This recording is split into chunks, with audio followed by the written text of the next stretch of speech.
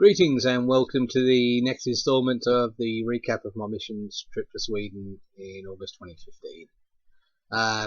As I left the last one, it was jumping on the train at Karlstad on the Monday morning and heading off to Helsingborg.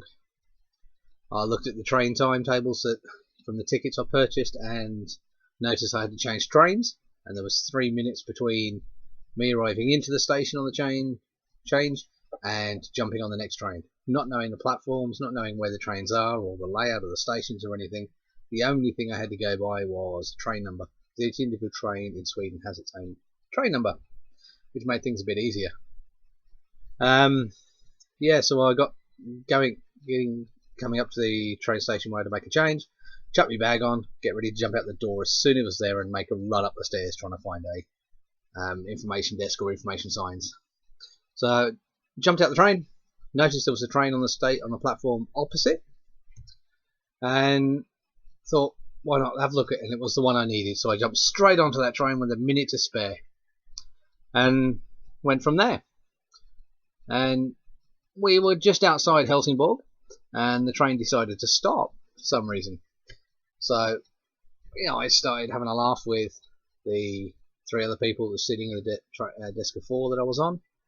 I believe it was two German lads. I know one was definitely German, and someone else that was sitting there. We were all just having a laugh and wondering if we were going to make it to Helsingborg or not. And there is a point behind that.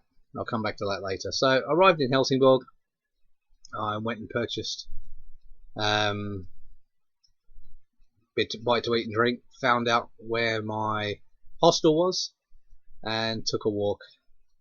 It started to rain. I was like, really?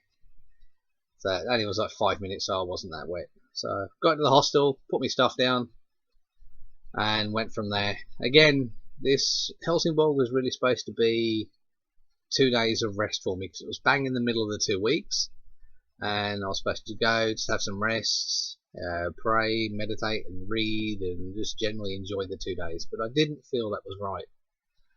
Something just come on me saying the city needs prayer as well, so I carried on walking around, finding churches with a map again, praying over the churches, and going from there. I spent both days doing that. Also did a little bit of sightseeing because it was right on the coast, so I had a good look at the ocean from there. I went and because Helsingborg's on a massive hill, so I went up the hill towards the top. And I came across a Mormon church. And I thought, I'm going to pray. There's got to be a reason why God has sent me up this hill and to this place that I never even knew was on the map. Well, the church was on the map, not Helsingborg. And I stopped and I prayed over the church, prayed from outside the gates of the church, and this elderly gentleman came out. And we started talking, and he asked why I was there, what I was doing, and I told him I was from the UK, and God had sent me over to pray for the churches, and and all about really what I was doing. And he turned around and said, "Well, what denomination am I?" And I said, "Baptist." And he looked at me rather strange and went, "I didn't think Baptists had missionaries."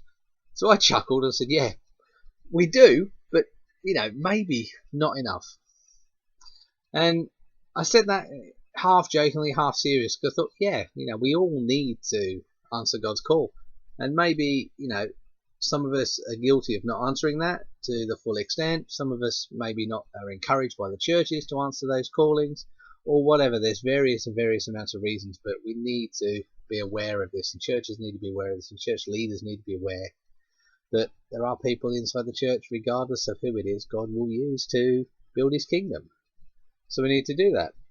So we had a good chat for about 15 minutes, and we shook hands, and I went on my way. And I was having lunch. I thought, what could I have for lunch? I'd been in Sweden. I'd had some Swedish food. I'd lived mostly on Karlstad on jordgubbar smörgås, jam sandwiches, strawberry jam sandwiches. And I thought, Sweden has its own fast food outlet, Max.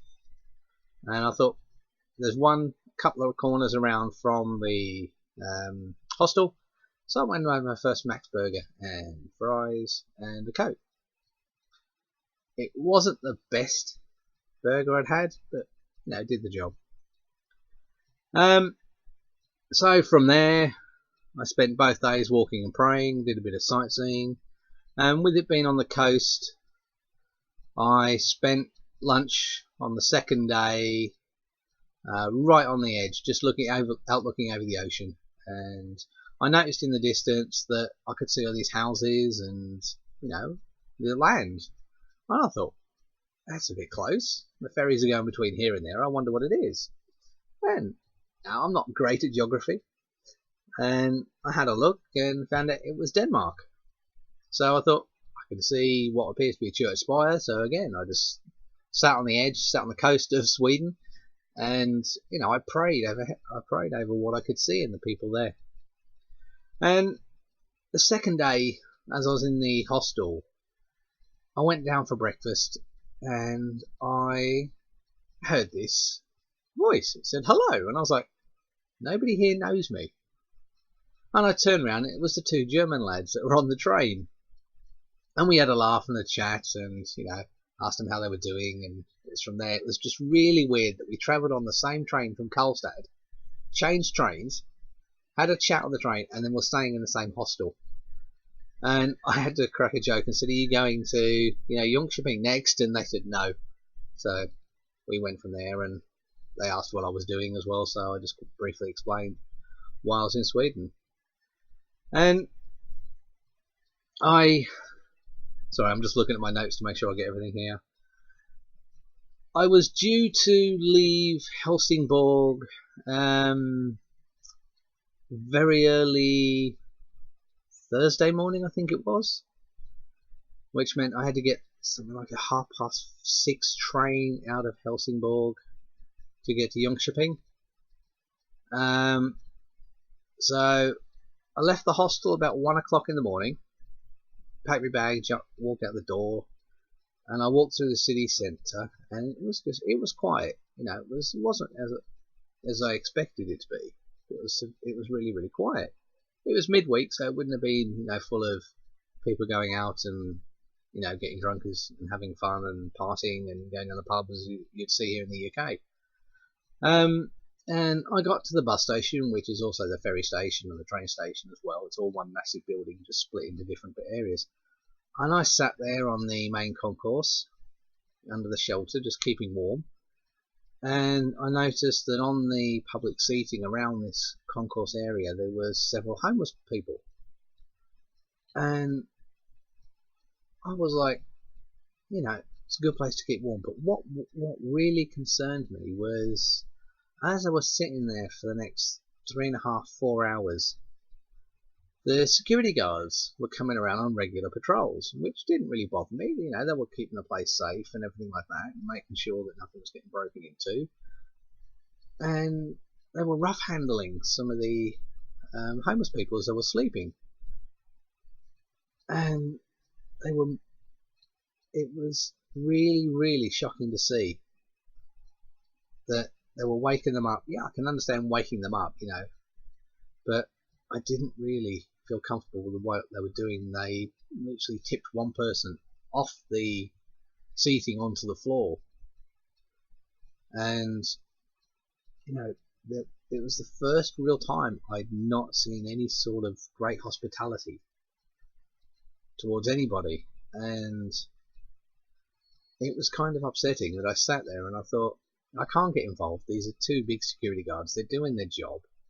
No one was about, and I thought, it's not really my place to intervene. Maybe I should have done it. Something that has sat with me that's never been, great to, what if I should have done this, what I should have done that. But I sat there and I prayed over the situation, and I prayed over the homeless people as well. That, God would look on, and God would be with them, they would find God, and if they have found God, to give them strength and comfort in their situation that they're in, regardless of how they got into the situation. So, it came upon my heart that before I was due to catch my train out, that, none of them were begging, none of them had any sort of begging bowls or anything with them at all. And I left a small donation with all of the, I think it was 5 or 6 gentlemen there. I left a small, small donation with all of them. None of them were awake.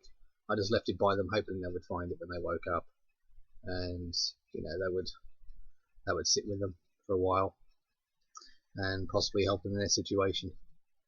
So yeah, that was mainly it. I didn't really get to speak to any church leaders or anyone apart from the elderly gentleman at the Mormon church about what I was doing there.